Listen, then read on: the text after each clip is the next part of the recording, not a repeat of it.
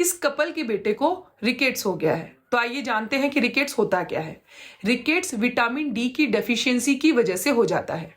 Vitamin D, जिसे हम calciferol भी कहते हैं, इसको नॉर्मली बच्चे जो होते हैं वो सनलाइट में जब बैठते हैं, उठते हैं, उनसे उनको डायरेक्ट मिलता है। बच्चों को जो दूध दिया जाता है उससे भी उनको विटामिन डी मिलता है, और ये जो उनको डाइट दी जाती है उससे भी उनको विटामिन डी मिलता है।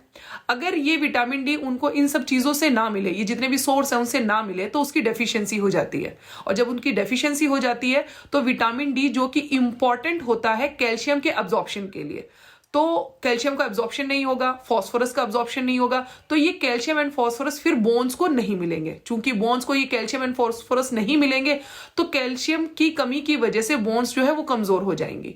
आप जो है रिकेट्स को बाहर से देखकर बच्चे को उसके सिम्टम देख के पहचान सकते हैं।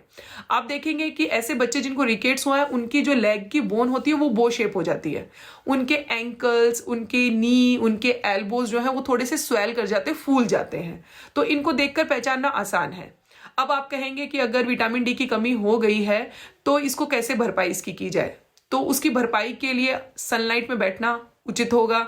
उसी के साथ में अगर फोर्टिफाइड मिल्क, फोर्टिफाइड फूड अगर उनको दिया जाए तो उसके थ्रू उनको विटामिन डी की जो कमी है वो पूरी होगी।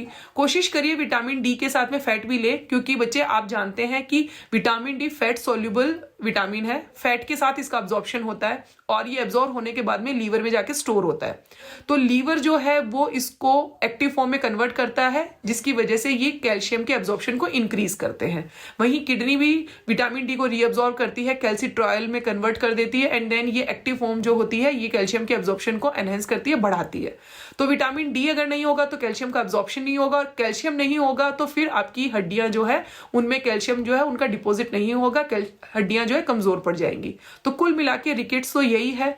तो कोशिश कीजिए जो छोटे बच्चे होते हैं जिनके अंदर बोन डेवलपिंग स्टेज में होती है उनको विटामिन डी की डेफिशिएंसी ना हो, उनको सनलाइट में आप खेलने भी दीजिए। उनको जो दूध देते हैं वो भी प्रॉपर अमाउंट में दीजिए। उनको डाइट जो देते हैं वो डाइट के अंदर भी कोशिश कीजिए विटामिन डी हो और कैल्शियम भी हो। तो जब ये सारी चीजें उनको मिलेगी तो रिकेट्स होने के चांसेस कम हो जाते हैं। तो आज के लिए इतना ही। पढ़ते रहिए मेरे साथ और मुझे फॉलो कीजिए। All the best.